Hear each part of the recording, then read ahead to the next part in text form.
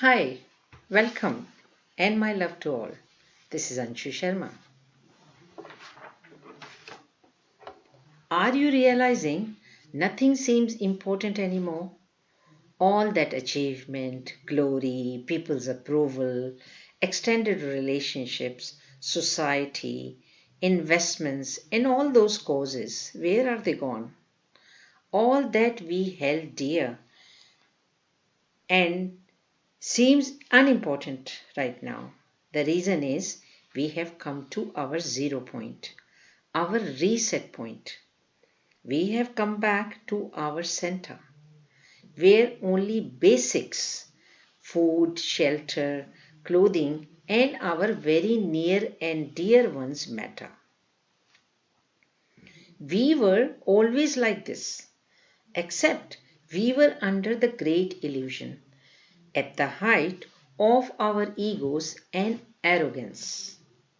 We were thinking ourselves to be the gods. What is happening today is the churning of the ocean. After churning, both nectar and poison will come out. People are making their choices. Let us listen to the story and it will possibly make sense. The churning of the ocean is one of the best known episodes in the Hindu philosophy, narrated in the Bhagavad Puran.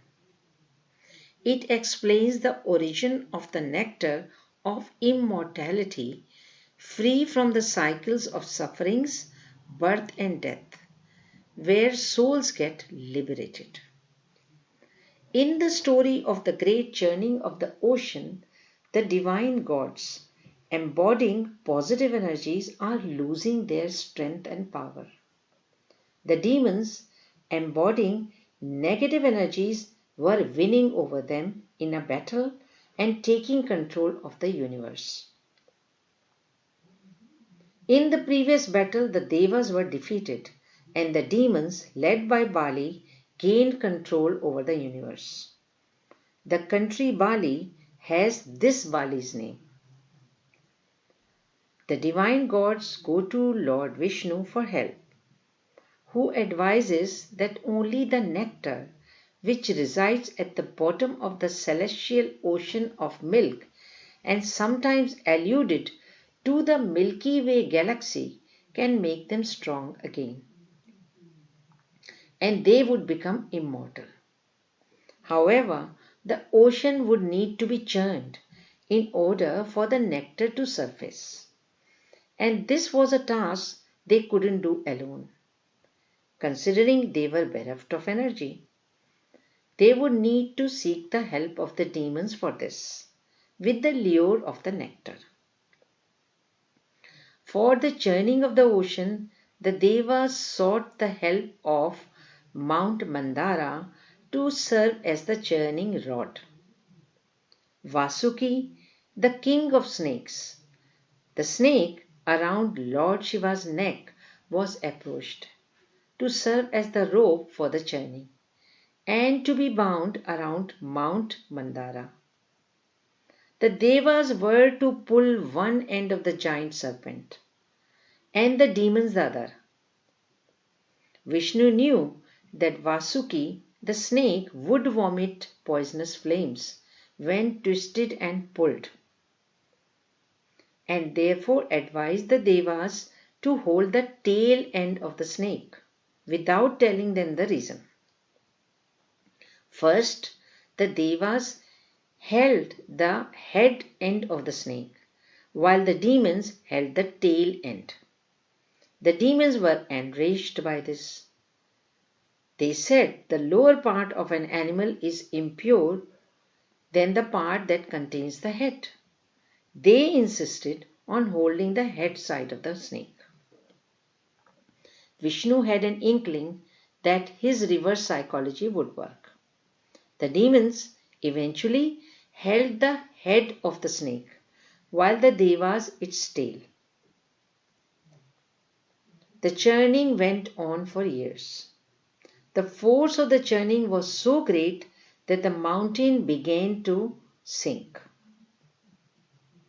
Lord Vishnu then took the form of a huge turtle, his first avatar as Kurma turtle, and like an island supported the mountain on his back.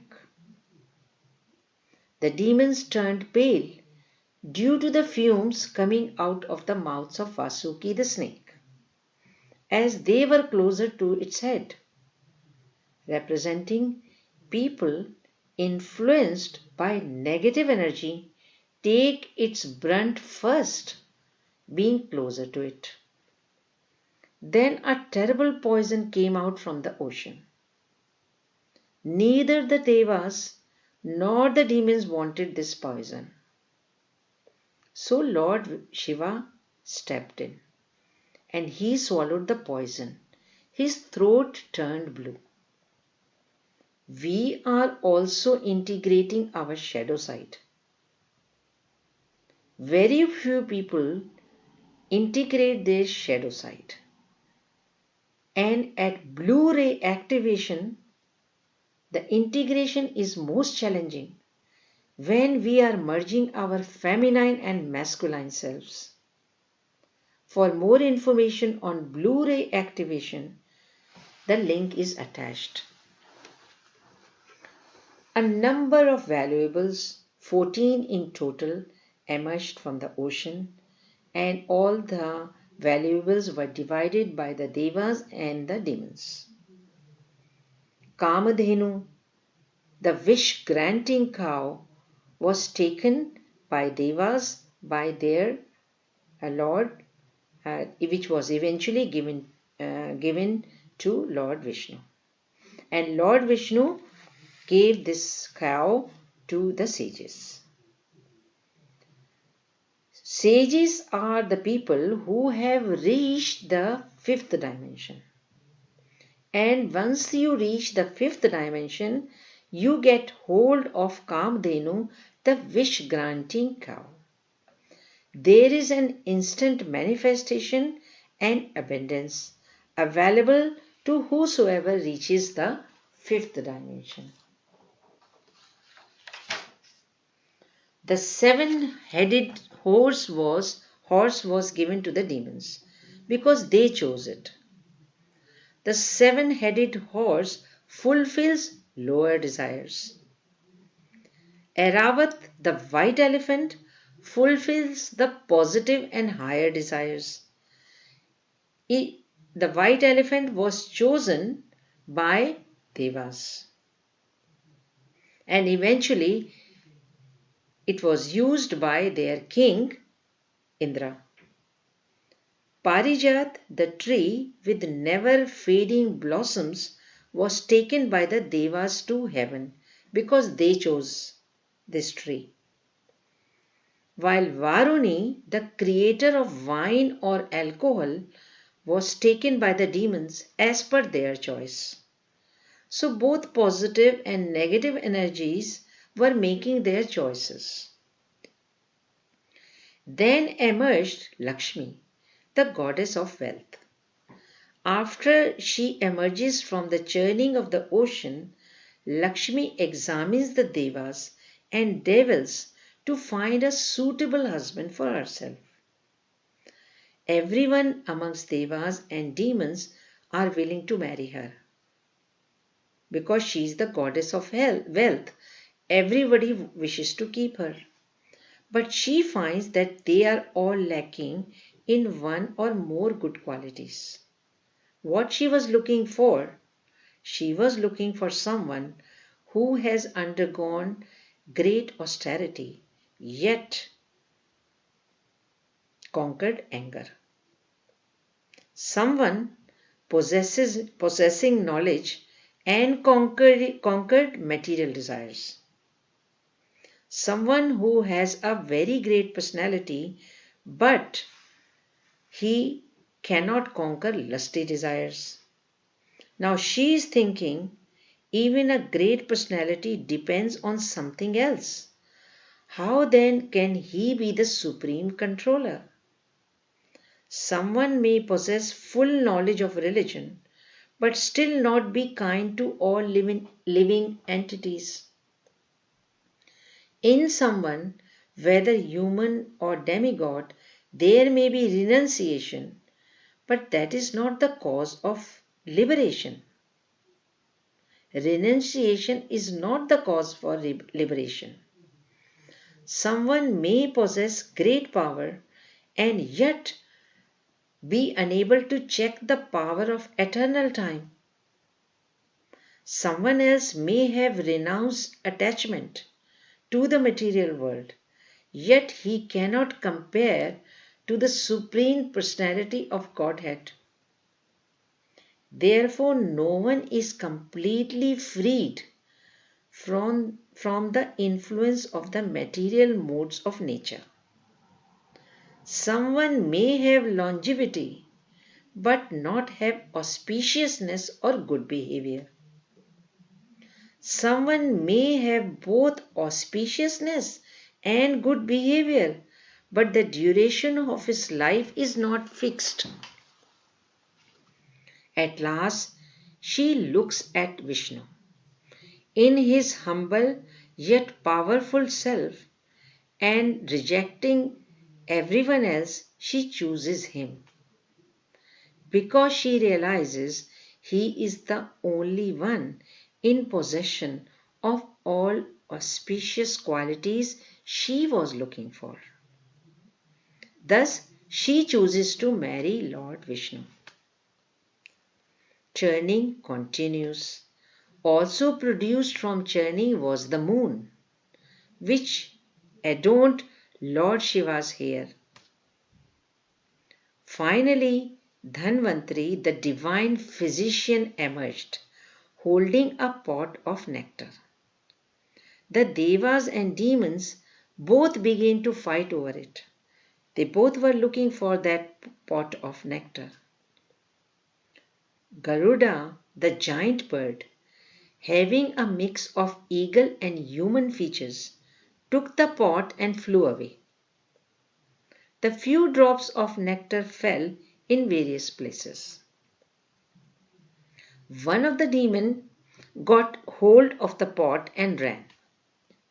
The devas then appealed to Vishnu. He took the form of a beautiful woman called Mohini. Distracted demons, leaving the pot containing the life elixir, ran after Mohini. Mohini represents alluring and enchanting feminine principle called Maya or illusion. Demons made their choice, chasing her.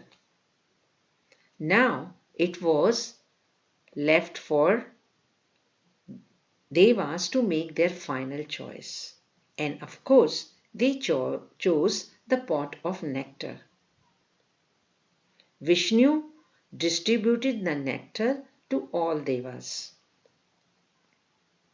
Rahu Ketu, a devil, a demon, took the form of a Deva and joined the line of Devas receiving the nectar. He gets a sip. Vishnu realizes his real identity and immediately cuts off the head of this demon called Rahu Ketu. But it had become immortal because he had taken a sip of the nectar. So he gets divided because of Lord Vishnu cutting off his head. Now he has got two parts, Rahu the head and Ketu the body. Rahu swallows the sun and moon at regular intervals, causing sun and moon eclipses. By the time the rest of the demons realized what was happening and that the beautiful woman called Mohini was actually Lord Vishnu, the nectar had been distributed to the Devas. The rejuvenated Devas were able to defeat the demons in battle and regain their glory. Humanity is undergoing this great churning of the ocean. People are making their choices. People are running after Lakshmi, the goddess of wealth, and Mohini, the enchanted illusions. Mohini, being alluring, traps people. Lakshmi doesn't stay for long with anyone and eventually chooses the one with all auspicious qualities. Detaching all attractions, only a handful choose the nectar of immortality. Eventually, the positive side, due to their being closer, respectful, and their willingness to merge with all pervading one unified eternal consciousness, always win the battle. Thanks for listening. Please leave your comments. Sometimes in story form, it is easier to convey the message and it is interesting as well. Lots of love. Till we meet again, take care. Bye.